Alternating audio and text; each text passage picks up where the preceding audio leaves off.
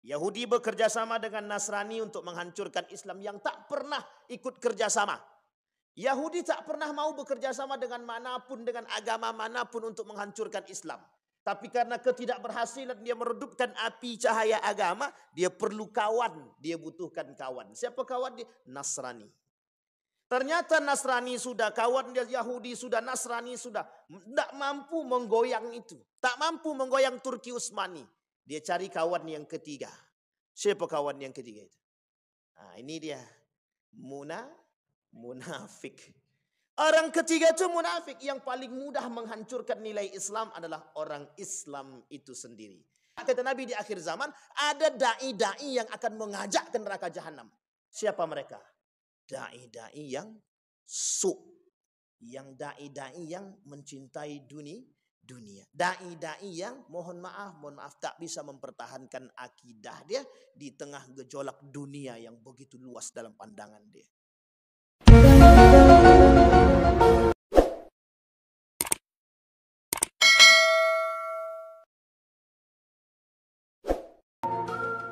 A'udzu billahi minasyaitonir rajim. Bismillahirrahmanirrahim. Assalamualaikum warahmatullahi wabarakatuh.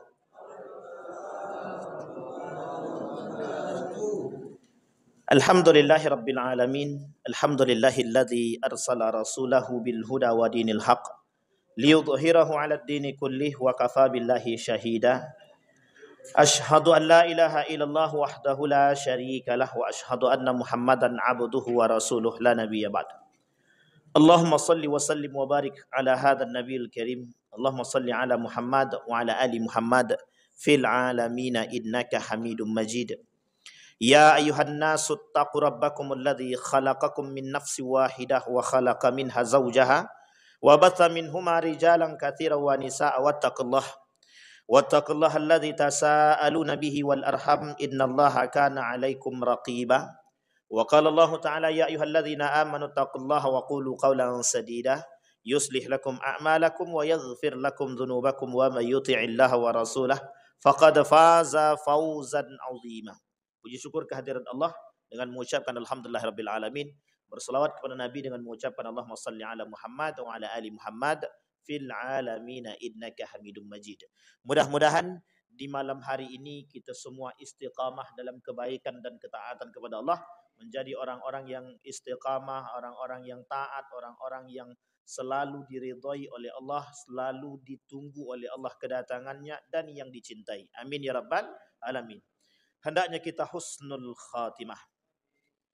Allah bermula dengan ayat yuriduna liyutfi'u nurallahi wallahu mutimmu nurihi walau karihal kafirun. Kata Allah di dalam Al-Qur'an, ada sekelompok orang-orang yang ingin mematikan api cahayanya Allah, yang kemudian Allah sempurnakan api tersebut sekalipun orang-orang kafir itu tidak suka.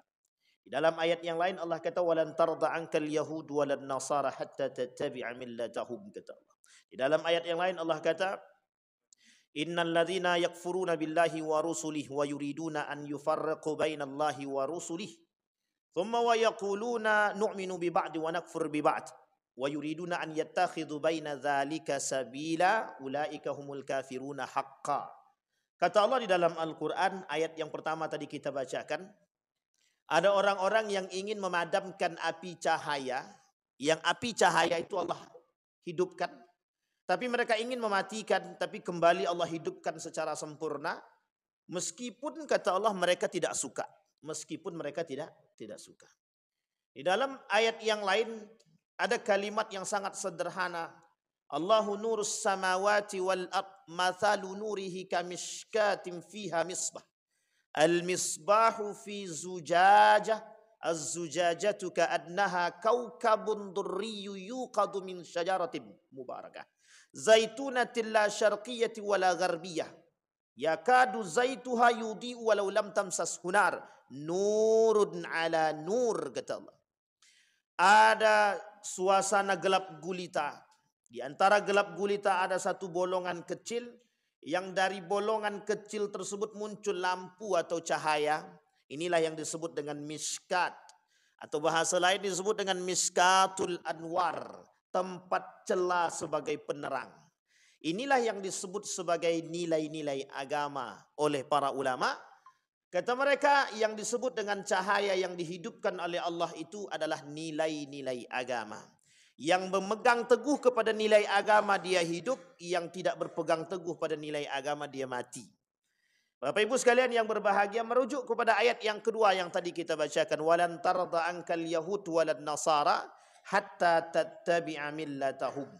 Apapun itu, orang Yahudi dan Nasrani, sampai kapanpun mereka tetap akan menghancurkan kita dengan berbagai macam program dan proyeknya agar kita tetap bisa jauh daripada Al-Quran. Louis raja yang ke-16 masuk dalam penjara menjadi tawanan. Ketika dalam penjara menjadi tawanan, dia sampaikan kepada orang-orang yang pengikutnya yang di luar, jangan perangi Islam dengan senjata, tapi perangi Islam dengan otak. Sehingga yang terjadi, Bapak Ibu sekalian yang berbahagia, disambut baik oleh mereka. Bagaimana peran Yahudi sebagai seorang pemula dalam merusak akal manusia, bernama Theodor Herzl ketika dia berada di Palestina, ketika dia berada di Turki, untuk menghanguskan api-api yang tadinya dihidupkan oleh Allah.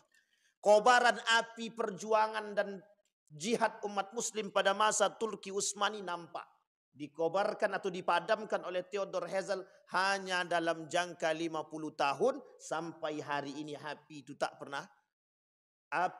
pernah hidup kembali. Baru hidup sedikit mati, Apa kata Theodor Herzl? 50 tahun ke depan Islam tak ada lagi, yang ada sekulerisme. Inilah yang terjadi hari ini di tengah umat muslim hari ini. Betapa jauhnya nilai agama dari diri kita semua hanya karena disebabkan pengaruh New World Order. Tatanan kehidupan yang baru yang dimula dan dipegang oleh kelompok yang disebut dengan secret society, masyarakat rahasia yang kepalanya adalah Yahudi. Yahudi bekerja sama dengan Nasrani untuk menghancurkan Islam yang tak pernah ikut kerjasama. Yahudi tak pernah mau bekerja sama dengan manapun, dengan agama manapun untuk menghancurkan Islam. Tapi karena ketidakberhasilan dia meredupkan api cahaya agama, dia perlu kawan, dia butuhkan kawan. Siapa kawan dia? Nasrani. Ternyata Nasrani sudah, kawan dia Yahudi sudah, Nasrani sudah. Tak mampu menggoyang itu. Tak mampu menggoyang Turki Utsmani. Dia cari kawan yang ketiga. Siapa kawan yang ketiga itu? Nah, ini dia. Munafik. Orang ketiga itu munafik. Yang paling mudah menghancurkan nilai Islam adalah orang Islam itu sendiri. Maka poin penting kita hari ini, starting pointnya adalah bagaimana posisi kaum munafik berada di tengah kita yang justru datang sebagai peredup cahaya-cahaya agama. Itu ayat yang kedua. Pada ayat yang ketiga Allah kata, innal ladzina yakfuruna billahi wa rasul. Ada orang-orang, sekelompok orang yang kemudian berkufur atau melakukan mereka kafir kepada Allah dan Rasulnya, ingkar kepada Allah dan Rasulnya. Allah sebut dalam ayat selanjutnya, ulaika humul kafiruna haqqa.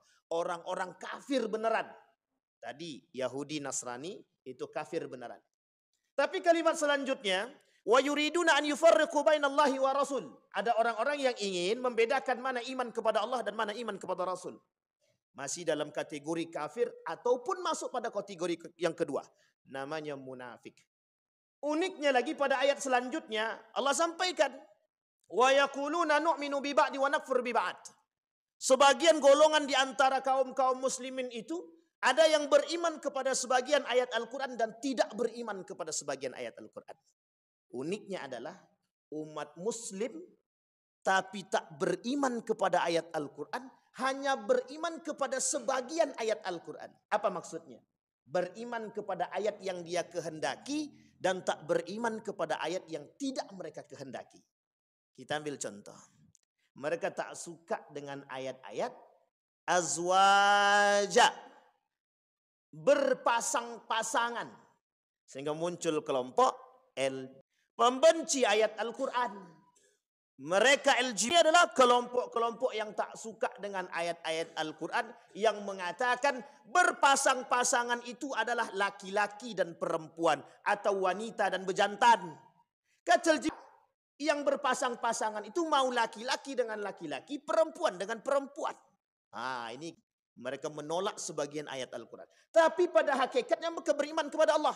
Artinya beriman kepada sebagian ayat Al-Quran. Qul huwallahu ahad. Mereka percaya itu ayat. Mereka percaya kok ayat Qul huwallahu ahad. Katakan bahwa Allah itu Esa. Mereka katakan. Mereka beriman kok kepada Allah. Tapi mengapa pada ayat Nabi Lut mereka tak percaya? Artinya nu'minu bi ba'din wa nakfur bi ba'd. Ada kelompok yang lain? Ada. Mereka yang tak suka, mereka yang tidak suka dengan ayat yang mengatakan haram nikah beda agama. Mereka katakan nikah beda agama itu haram kata Allah, tapi kata mereka tidak haram karena kondisi sudah berbeda. Sehingga apa? Mereka tetap beriman kepada Allah. Mereka tetap membaca Al-Fatihah. Mereka tetap percaya kepada tafsir-tafsir surat. Tapi mereka tidak percaya pada ayat-ayat tertentu yang sesungguhnya mereka masuk di dalam itu. Jadi mana yang ingin mereka cintai, yang suka dengan mereka. Mana yang mereka tidak suka, mereka tidak cintai. Artinya nu'minu bi ba'd wa nakfur bi ba'd.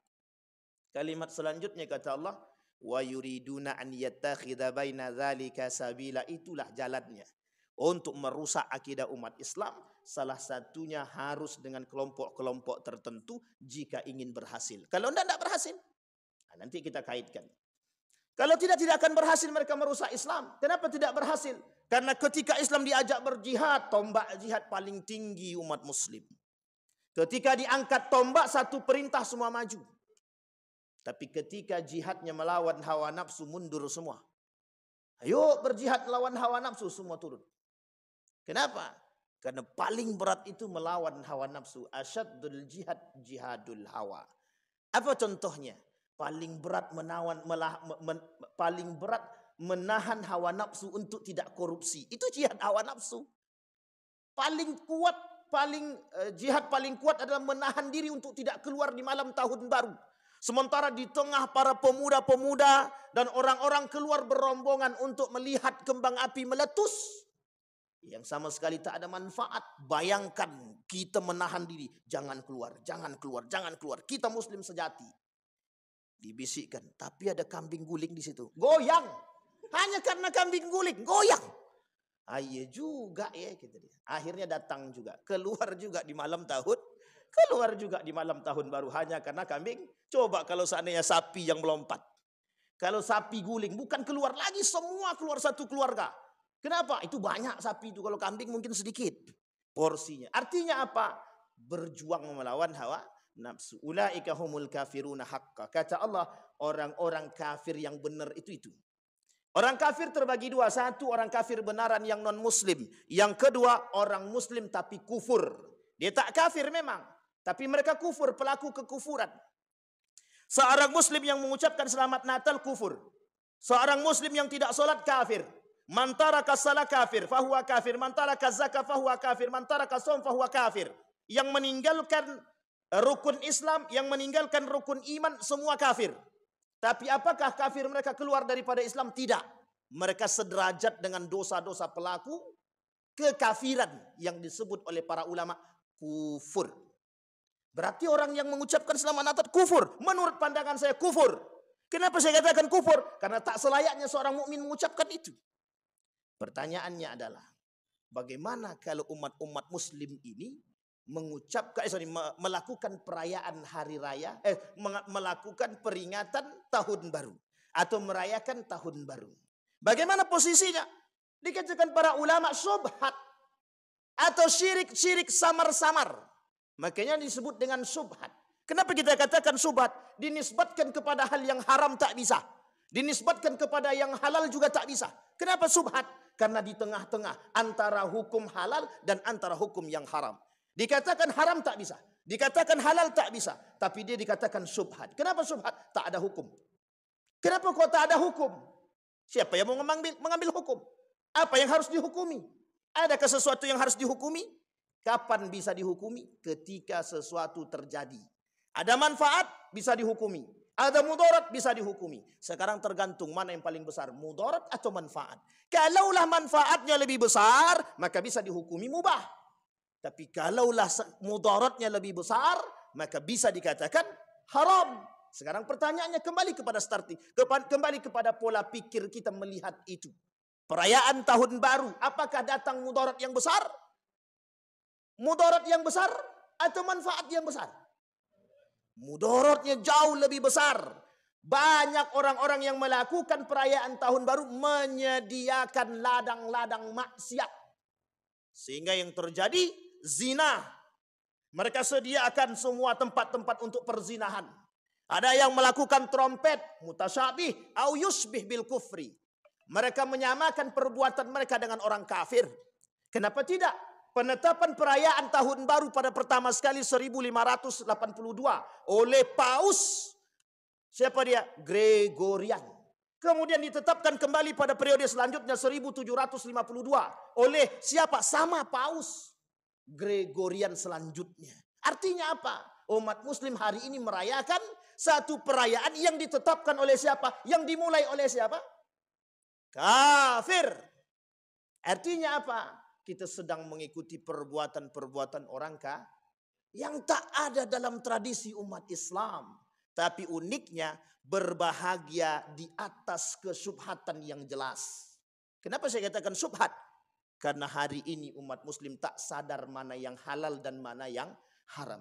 Ini bukan masalah syubhat hukum, tapi syubhat perilaku yang ditonjolkan umat muslim itu sendiri. Dia tak sadar ini hukumnya halal atau haram. Main lakukan saja. Coba cari tahu dulu sesuatu tersebut. Sehingga kita sadar apakah perbuatan ini boleh kita lakukan atau tidak. Kembali kepada perbuatan yang kedua kata Nabi. Min husni islamil mar'i tarkuhu ma la ya'nihi. Sebaik-baiknya keislaman seseorang itu meninggalkan perbuatan yang tidak bermanfaat bagi umat muslim. Pertanyaannya adalah perayaan tahun baru ada manfaat bagi umat muslim? Apa manfaatnya? Manfaatnya adalah kebodohan yang nyata. Menengok bom meletus. Habis bom meletus semua balik ke rumah masing-masing. Pertanyaannya, kenapa tak buat bom di rumah saja? Buat bom di rumah masing-masing, selesai tengok bom pulang balik ke kamar, tidur. Kenapa harus menunggu jam 12? Itu masa perubahannya. Ini yang disebut dengan syubhat samar-samar. Salah, syirik samar-samar. Yang dicari oleh orang adalah momentum. Coba kalau tidak ada momentum, ada enggak perayaan-perayaan tersebut? Tak ada perayaan. Kenapa? Yang menjadi masalah adalah momentum. Sama halnya dengan perayaan Hari Ibu. Sama halnya dengan Valentine's Day. Sama halnya dengan feminisme, Hari Perempuan. Apapun itu bukan berdasarkan kepada prinsip dan tradisi Islam. Dan itu jauh daripada nilai-nilai keislaman. Hari Guru sama. Tidak perlu kita memperingati Hari Guru. Tidak perlu kita memperingati ulang tahun. Tidak diulang juga tahun itu tetap akan berulang.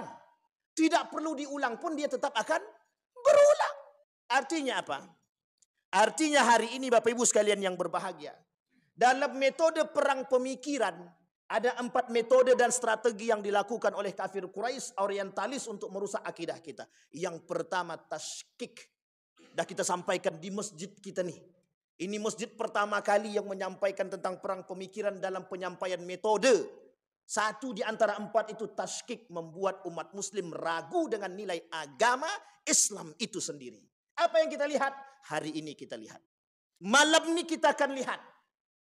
Berapa banyak orang yang keluar, kalau dia muslim sejati, kalau dia benar-benar muslim, dia tidak akan melakukan perbuatan yang tidak bermanfaat.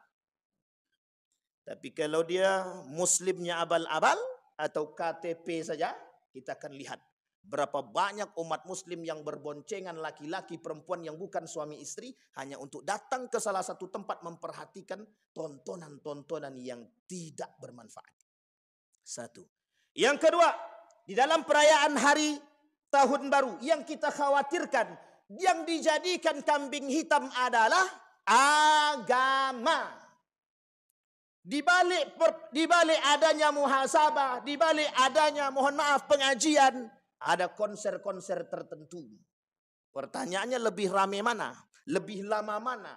Konsernya atau pengajiannya?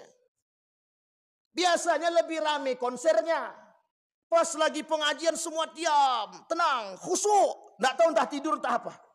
Tapi pas konser semua muncul. Entah tangan siapapun tak sadar yang dipegang. Bercampur laki-laki perempuan. Pernahkah kita berpikir demikian? Kita sedang menyediakan lapangan kemaksiatan. Bercampurnya laki-laki perempuan haram atau tak haram? Kalau itu haram, siapa yang menyediakan? Kalau pemerintah yang menyediakan, berarti pemerintah bersalah. Bertanggung jawab. Kenapa harus bertanggung jawab? Karena dia yang menyediakan lapangan. Kecuali pemerintah bilang begini, pokoknya laki-laki perempuan, laki-laki sini, perempuan di sini. Setiap yang datang harus sendiri-sendiri, tidak boleh boncengan. Ini aturan agak berat sedikit. Saya kira tidak ada yang datang itu. Pengajiannya dari pertama sampai akhir. Sampai di akhir nanti semua berdoa istighosah. Minta hujan. Atau istisqa ya. Istighosah atau istisqa, terserahlah. Tapi saya kira tidak ada yang datang. Kenapa? Yang ditengok adalah ingin menengok momentum terbaik ketika bom meletus naik ke atas. Itulah yang kita praktekkan bersama. Begini kepala kita semua. Menunggu semua orang ke atas. Tak sadar dia kunci motornya hilang, hontornya hilang. Tak sadar. Karena sedang menengok ke atas. Meletus mercon tadi, puar. Bubar semua. Selesai kata dia. Bayangkan Bapak Ibu kebodohan yang nyata di tengah umat Muslim yang kita pandang bersama. Main dengan trompet. Bapak Ibu tahu sejarah trompet. Siapa yang melakukan hal demikian? Di dalam Islam trompet itu kapan berlanjut? Kapan akan terjadi? Tinggal tunggu kiamat. Jadi kalau kita menghidupkan trompet seolah-olah mau kiamat sudah itu. Sudah siap. Kalau sudah siap tak masalah. Tapi siapa yang melakukan tradisi-tradisi trompet? Kafir. Orang kafir Nasrani.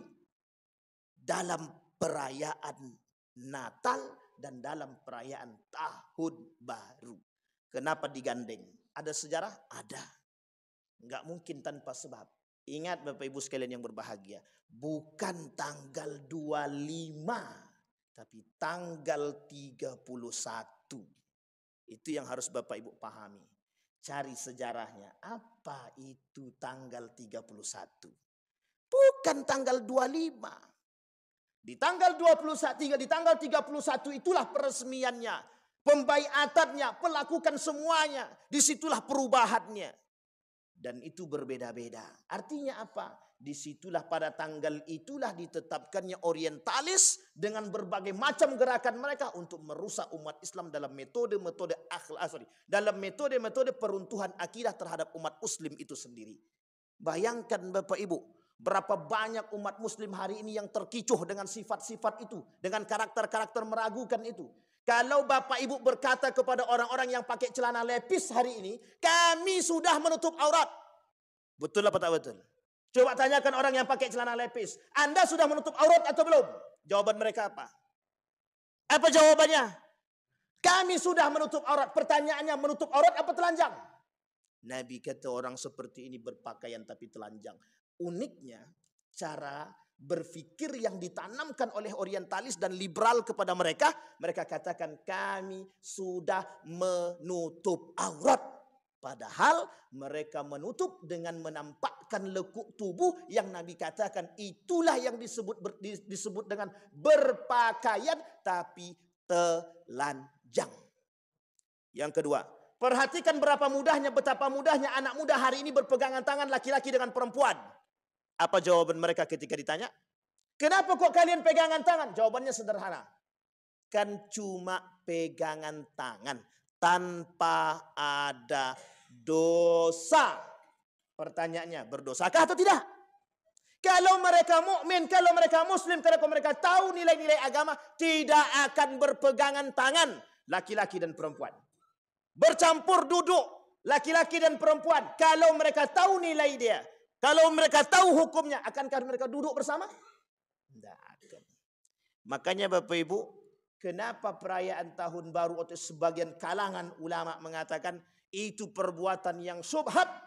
Faman waqa'a fi syubhat waqa'a fil haram. Orang yang terjerumus dalam kesyubhatan, dia akan terjerumus dalam perkara yang haram. Sampai di sini paham? Saya tak katakan perayaan tahun baru itu haram. Saya tak katakan perayaan tahun baru itu halal ataupun mubah. Tapi saya katakan perayaan tahun baru adalah program syubhat. Tapi kata Nabi, faman waqa'a fi syubhat waqa'a fil haram. Orang yang terjerumus dalam perbuatan syubhat, dia terjerumus dalam perbuatan yang walan tarda ankal yahud walan nasara hatta tattabi'a millatahum. Artinya apa? Tak akan pernah berhenti orang-orang kafir, baik Yahudi maupun Nasrani untuk menghancurkan kita sampai kita mengikuti agama mereka. Apa kata Luis? Kalau berharap mereka ikut agama kita mungkin sulit. Tapi kalau kita berharap mereka redup daripada nilai agama, itu sangat mudah. Hadirkan kepada mereka program-program yang bisa merusak akidah mereka. Uniknya adalah tradisi ulang tahun di antara atau di kalangan umat muslim hari ini tradisi yang biasa dilakukan. Justru mohon maaf, menghadirkan ustadz-ustadz untuk berdoa. Betul apa tak betul?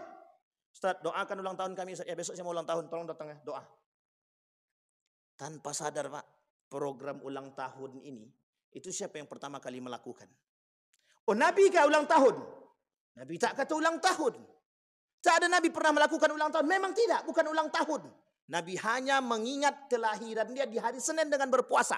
Mengingat bukan memperingati, ingat kalimatnya. Mengingat bukan memperingati. Adakah hal yang penting untuk kita lihat? Di situ ada tasyabbuhil muslimina bil kufri.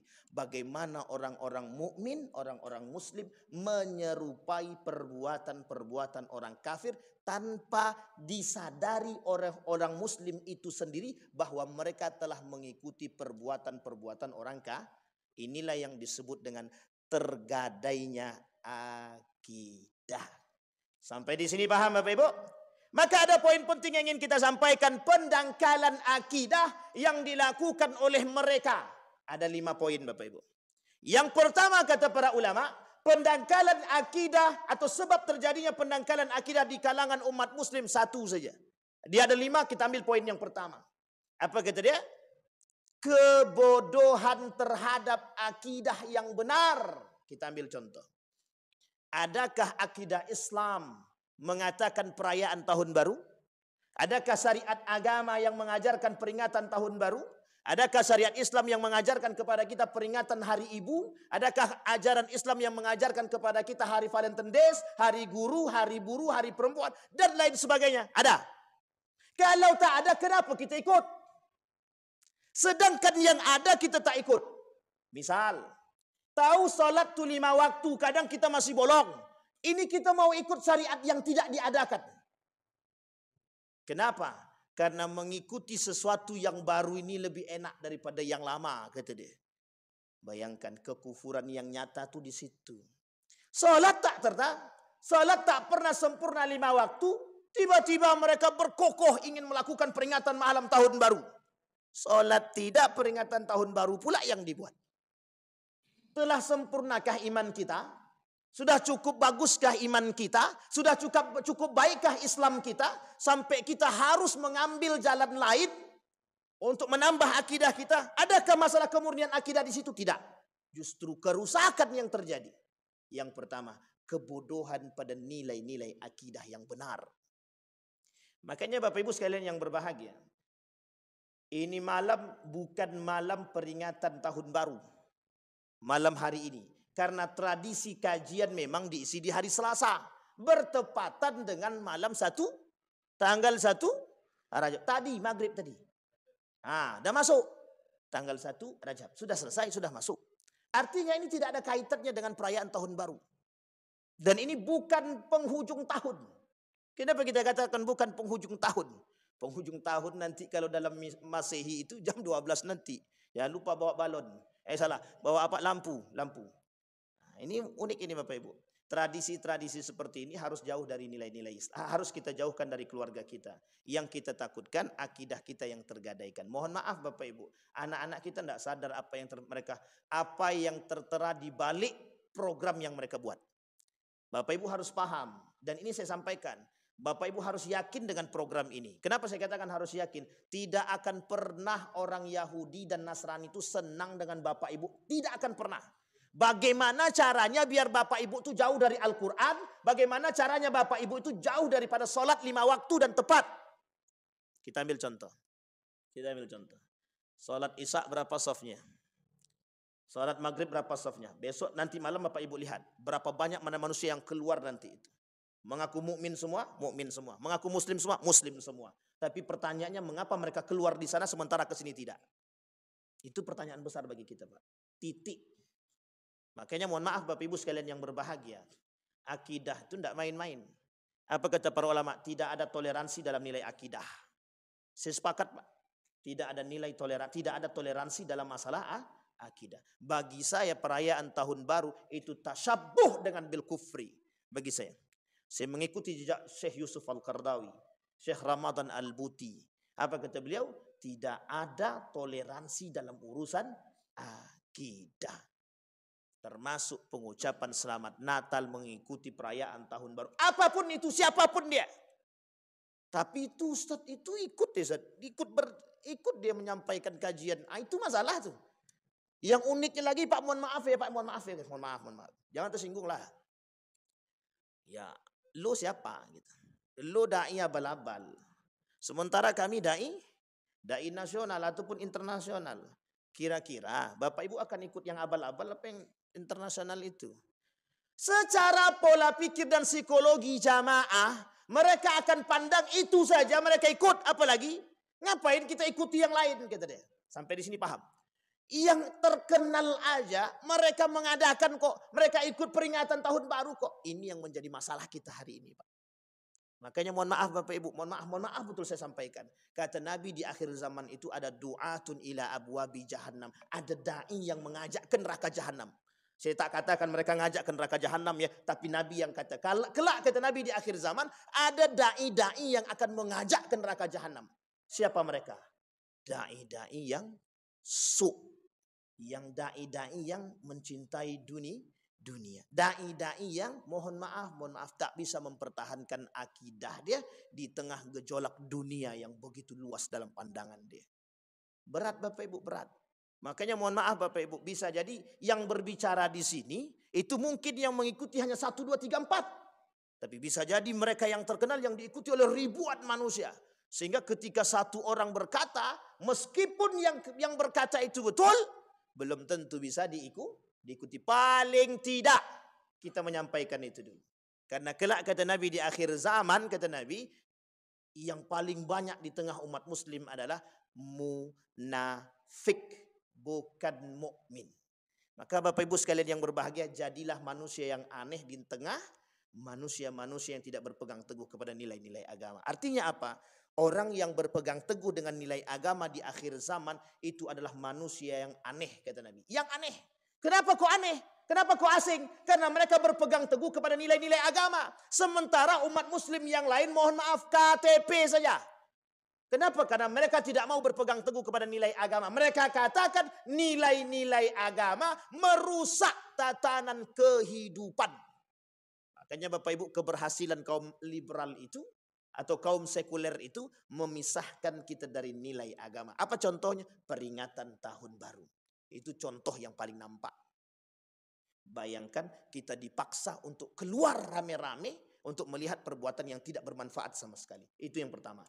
Yang kedua, bayangkan kita disuruh mengaminkan satu perbuatan dengan tradisi-tradisi kafir yang masuk ke dalam umat muslim dan kita amini tradisi tersebut. Iya apa tak iya? Coba Bapak Ibu bayangkan, andai kata peringatan tahun baru itu ditiadakan. Apa yang ada dalam benak kita hari ini. Misal tidak ada perayaan tahun baru. Sunyi dan senyap begitu saja. Apa yang terjadi dalam pikiran sebuah tradisi yang sudah hilang? Kalaulah tradisi sudah pernah terjadi, tiba-tiba hilang tradisi tersebut, kira-kira apa yang terjadi? Apa yang ada dalam benaknya orang? Kok sunyi ya? Kok nggak ada ya? Kok ini ya? Kok itulah yang kita maksud. Keberhasilan mereka menanamkan keinginan dan rasa cinta terhadap tradisi-tradisi yang rusak tadi berhasil kaum sekuler. Apa kata kaum sekuler? Alhamdulillah. Cuman sekuler nggak bilang alhamdulillah juga, kecuali yang orang-orang munafik. Orang munafik itu mengatakan senang hati mereka ketika kita mengikuti perbuatan atau program-program yang mereka lakukan. Artinya apa? Umat muslim yang sadar diri sekarang. Mau menjadi muslim atau mukmin itu tergantung pada diri kita hari ini, Pak. Muslim banyak, mukmin sedikit. Sekarang saya tanya Bapak Ibu sekalian yang berbahagia. Lebih banyak muslim atau mukmin? Mana yang lebih banyak? Muslim atau mukmin? Muslim kan? Sekarang saya tanya, banyak enggak orang mukmin? Banyak enggak? Banyak. Siapa di antara seberapa banyak orang mukmin itu dan berapa banyak yang sholat di masjid? Kalau udah kembali kajiannya ke situ agak susah sedikit. Nanti kalau yang banyak sholat di masjid, siapa yang khusyuk? Kan ujung-ujungnya begitu. Seorang profesor dari Inggris dalam penelitiannya mengatakan, aku melihat Islam di Indonesia, aku melihat Muslim di Indonesia, tapi aku tak melihat Islam. Apa artinya? Aku melihat orang Muslim bertebaran di Indonesia, tapi aku tak melihat nilai-nilai keislaman ada pada diri mereka. Tahu maksudnya Bapak Ibu? Satu sisi penelitian ini penting untuk kita jadikan cambuk bagi kita. Kenapa? Karena begitu jauhnya kita dari nilai agama. Satu. Yang kedua, begitu jauhnya akhlak-akhlak Islami dari tubuh kita. Yang ketiga, betapa jauhnya umat Muslim dari kitab suci Al-Quran. Iya apa tak iya? Iya atau tidak? Sekarang kita lihat Bapak Ibu. Dalam setiap acara apapun mesti ada baca Quran kan? Pertanyaan kita adalah seberapa jauh umat Muslim yang mendengarkan ayat Al-Quran yang dibacakan bertadabbur. Sumpah dengan Al-Quran itu hanya di fikiran. Tangan pun masih tetap korupsi. Tapi sumpahnya pakai Al-Quran. Sampai di sini paham Bapak Ibu? Makanya disebut dengan sumpah palsu. Nah, jangan tersinggung. Memang begitu keadaan kita. Artinya apa? Program yang dilakukan oleh orang kafir Quraisy dalam perang pemikiran itu berhasil. Sekarang pertanyaannya adalah siapa yang harus menjaga nilai-nilai itu sekarang? Ini poin pentingnya Bapak Ibu. Kalau sudah sadar kita akan tergadainya akidah kita, siapa yang harus menjaga akidah itu? Siapa yang harus menjaga Pak? Siapa yang harus menjaga akidah Islam itu? Umat mukmin itu sendiri. Kalau kita tak bisa jaga ya habis. Yang kedua, siapa yang harus bisa menjaga? Pemerintah. Karena yang paling punya peran besar, kalau pemerintah katakan tiadakan malam tahun baru, selesai tak urusan? Selesai. Tutup semua hotel. Tutup apa tidak? Yang buka hotelnya tangkap. Misal pemerintah bilang begitu. Tidak ada ladang kemaksiatan tuh Pak. Tidak ada zinah di situ Pak. Saya pernah lakukan penelitian Pak. Bukan penelitian secara terstruktur ya. Tapi saya pernah masuk beberapa hotel ketika perayaan malam tahun baru. Penuh. Semahal apapun penuh. Kita cross check, kita tanya diam-diam. Ada anak yang masuk di situ suami istri? Yang bukan suami istri. Ada Ustaz.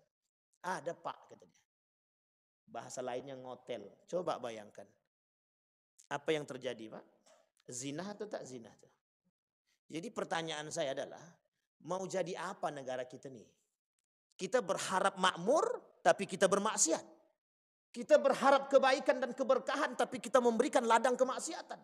Maka tak salah kata Nabi kelak di akhir zaman yang tersebar di muka bumi, kemungkaran, kemaksiatan, perzinahan yang dianggap biasa oleh umat muslim hari ini. Bayangkan kemerosotan akidah dari perbuatan yang samar-samar dalam subhatnya tahun baru menjadi sebuah tradisi yang hampir mayoritas umat muslim tidak sadar. Betul apa salah? Sekarang kita lihat. Ada enggak umat muslim yang membolehkan atau yang menghukumi mubah terhadap perayaan tahun baru? Ada. Bukan tidak ada. Itulah sandaran mereka. Kenapa mereka bolehkan? Apa kata mereka? Boleh melakukan dan merayakan perayaan tahun baru dengan catatan diisi dengan kebaikan-kebaikan. Muhasabah, pengajian. Itu kata mereka.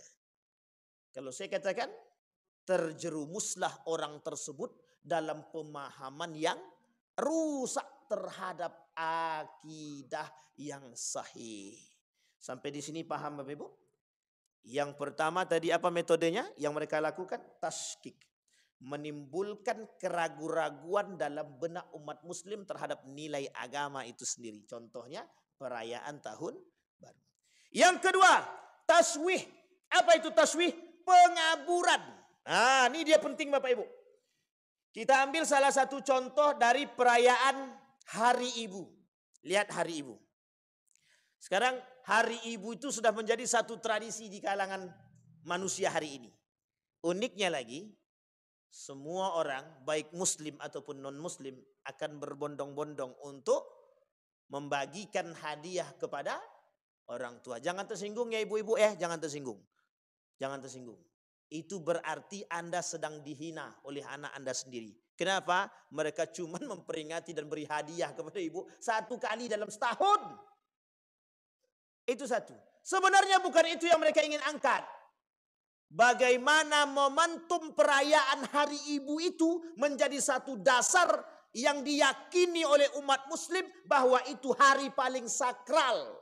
Ini yang disebut dengan pengaburan nilai-nilai orang tua dalam Al-Quran. Sehingga mohon maaf Bapak Ibu, tak lagi sandaran mereka kepada Al-Quran, tapi sandaran mereka kepada momentum perayaan Hari Ibu. Coba bayangkan. Sampai ke situ kita harus pikir, iya harus. Karena itu metode mereka. Itulah yang disebut dengan perang pemikiran. Kalau bukan karena pikiran, kita tak diserang. Tapi itu yang mereka serang. Makanya begitu mudah merusak kita tuh dengan serang pikiran itu tadi. Kalau dengan jihad kita dah tahu Pak. Misal kita bilang begini. Babi itu haram apa tak haram? Oke. Haram ya. Sekarang saya tanya, minyak babi haram apa tak haram? Haram. Sekarang saya tanya Bapak Ibu. Siapa yang hafal nama minyak babi dalam bahasa Inggris? Sebutkan satu saja. Satu aja Pak. Nama minyak babi dalam bahasa Inggris. Tidak usahlah minyak babi. Nama babi dalam bahasa Inggris. Hah?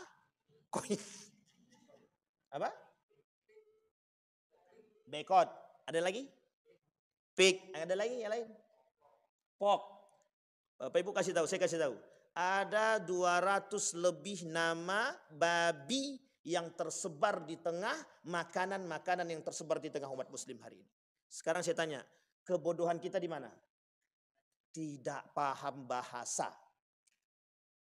Betul apa salah? Sekarang saya tanya, berapa banyak yang hadir sekarang ini yang bisa bahasa Inggris? 1, 2, 3 paling. Mereka rusak kita dengan bahasa Inggris, mereka rusak kita dengan bahasa Arab. Coba. Ada yang tahu kalau kuaci itu ada campuran minyak babi? Ada yang tahu? Kuaci warna merah campurannya minyak babi itu. Tak ada yang tahu. Kita dirusak bukan hanya karena makanan, bahasa kita tak tahu. Sampai di sini paham. Ini kasus yang kedua Bapak Ibu. Pengaburan tentang makna Al-Quran hari ini.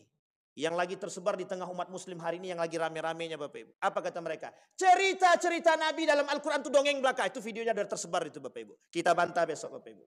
Ada momennya kita bantah itu. Kalau perlu di sini kita sediakan. Kita pakai PowerPoint, kita lihat betul tidak mereka mengatakan demikian. Betul Bapak Ibu. Itu sudah dikatakan oleh orang terdahulu. Zaman dulu, Yahudi zaman dulu, Nasrani zaman dulu sudah katakan kepada Nabi. Qalu asatirul awwalin. Mereka sudah katakan Al-Quran itu isi cerita di dalamnya dongeng belaka. Sekarang muncul umat muslim mengaku hafal Quran, seorang wanita. Dia katakan Al-Quran itu dongeng belaka, cerita di dalamnya. Coba bayangkan. Itu bukan pengaburan, pengapuran. Lebih daripada kabur kita dibuatnya Bapak Ibu. Uniknya adalah pengikutnya banyak. Apa kata dia? Aku setuju dengan dia kata dia. Itu di kalangan yang tua-tua ini aman. Yang di kalangan anak muda serangan pertama yang mereka lakukan. Makanya mohon maaf yang paling banyak rusak hari ini anak muda atau yang tua?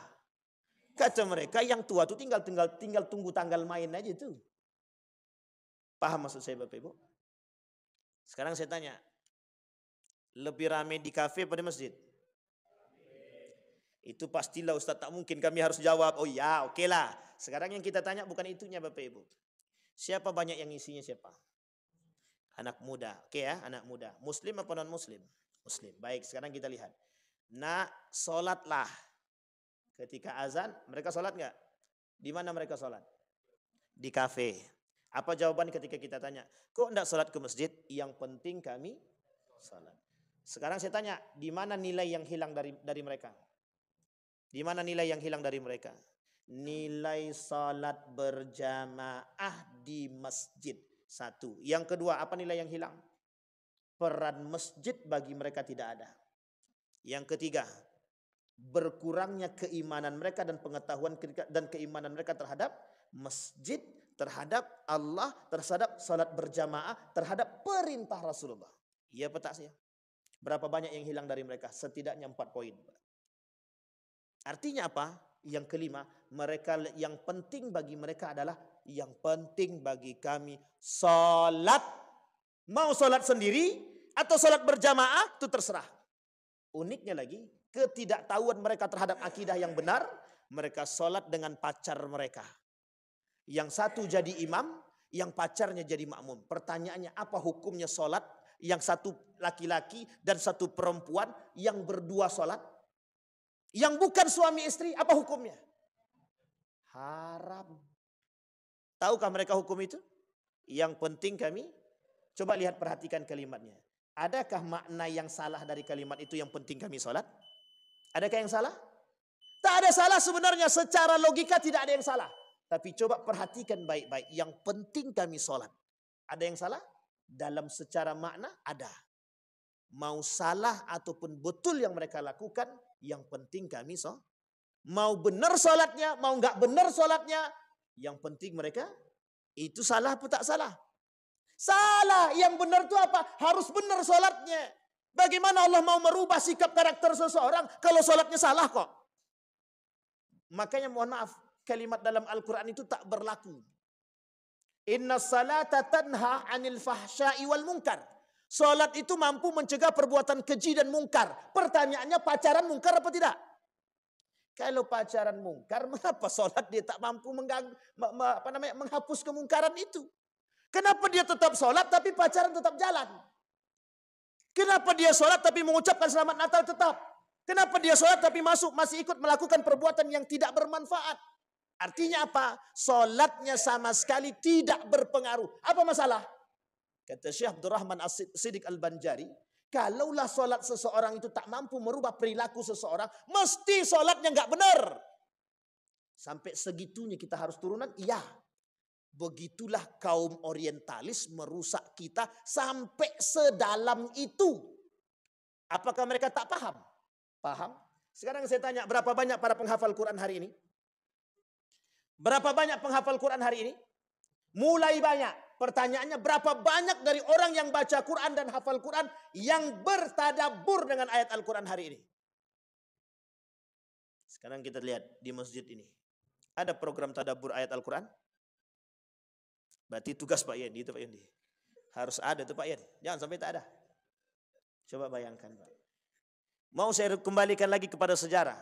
Perhatikan sejarahnya Bapak Ibu.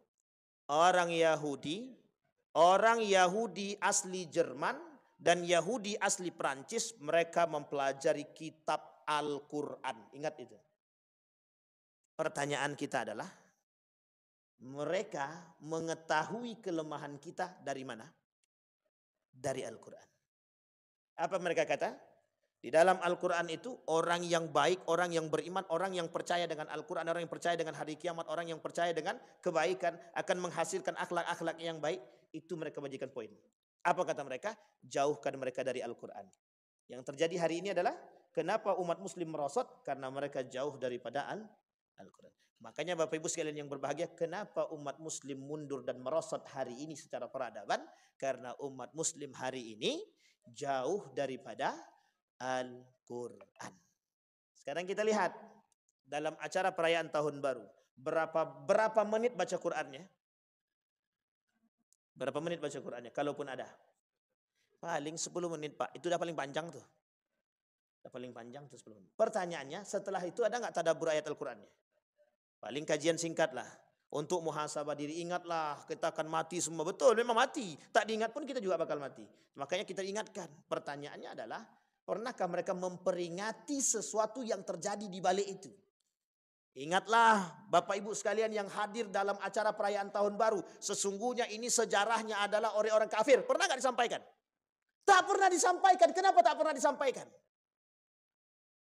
Biar mereka tetap istiqomah dalam perayaan tradisi tahun baru. Sampai di sini bisa dipahami Bapak Ibu? Terakhir Bapak Ibu. Terakhir. Taghrib. Dia ada 4 kan, kita ambil yang 3 sajalah. Yang ketiga itu taghrib. Westernisasi. Tahu westernisasi Bapak Ibu? Yang punya program ini tuh orang barat. Yang punya program perayaan tahun baru nih orang barat. Sampai di sini paham? Jadi apa yang disebut dengan westernisasi itu? Mengikuti budaya barat. Jadi kalau kita mengikuti perayaan tahun baru berarti kita sedang mengikuti tradisi budaya. Itulah yang disebut dengan westernisasi kalau bahasa gaulnya. Apa namanya Bapak Ibu? Tagrib dalam bahasa Arab, dalam bahasa Inggrisnya westernisasi. Artinya apa? Kebarat-baratan. Biar wow, biar oke, biar mantep, biar gos, biar jos. Kalau ndak begitu ndak wow, ndak jos, ndak yes. Sampai di sini paham Bapak Ibu? Baik, sekarang pertanyaannya, haram atau tak haram peringatan tahun baru tadi? Saya katakan, saya tidak mengharamkan dan saya tidak menghalalkan perayaan tahun baru. Tapi saya katakan perayaan tahun baru subhat. Yang kata Nabi, faman waqa'a fi subhat, yang terjerumus dalam subhat, dia sudah terjerumus dalam yang haram. Sampai di sini paham Bapak Ibu? Itu penekanan kita hari ini. Artinya apa? Kata Nabi, sebelum saya tutup, kata Nabi di akhir zaman, itu isinya adalah subhat. Maka yang bisa menjaga diri dia dari subhat, mereka dapat label namanya warok. Orang warok itu yang bisa menjaga diri dia dari perbuatan-perbuatan yang subhat. Apalagi hari ini disebut sebagai subhat akhir zaman.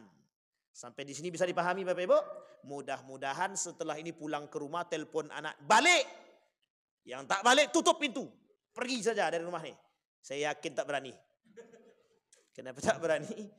Kadang-kadang banyak anak-anak yang ibu-ibu, bapak-bapak yang kita takut sama anak sekarang kan. Ya ini adalah psikologi. Tapi mudah-mudahan yang di sini anak-anaknya sudah tidak ada yang di sana.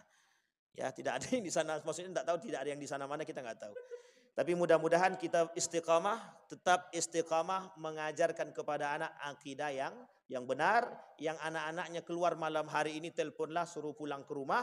Biar cukup di rumah saja, berdamai dengan waktu. Tinggal nunggu malam saja, besok pagi nalantak nak keluarlah. Itu terserah. Yang penting jangan malam hari ini. Biar kita tidak bertasyabuh. Kata Gus Najib, saya mengutip perkataan beliau sebelum saya tutup, kata Gus Najib, ketika ditanya apa pendapat Gus Najib tentang perayaan malam tahun baru, kata beliau, sebaiknya berdiam dirilah di rumah, tidak usah keluar dan tidak usah beramai-ramai. Takutnya kita terjerumus dalam tasyabbuh bil kufri. Takut kita terjerumus dalam perbuatan yang menyerupai perbuatan orang kafir. Saya kira itu saja, mudah-mudahan bermanfaat bagi kita semua. Fa'tabiru ya ulil absar la'allakum tuflihun. Assalamualaikum warahmatullahi wabarakatuh.